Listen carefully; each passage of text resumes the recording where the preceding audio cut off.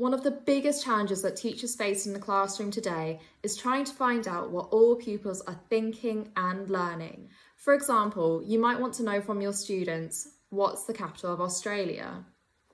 So you ask them the question, what's the capital of Australia? But if you let one pupil shout out, then you'll only know the thinking and learning of that one pupil. And again, if you ask them to put their hands up and you select someone, then you'll only know about the learning of that one student. But that's not really what we're interested in. We're interested in the thinking and learning of all of our pupils. If you ask every student to answer on a show me board, then you might see this. More likely, you would see this. But without using show me boards, you would never have known for sure. You'd just be guessing. Teachers love using show me boards because they make all pupils think, give all pupils time to think, make all pupils commit to a specific answer, and make all pupils' thinking and learning visible to you.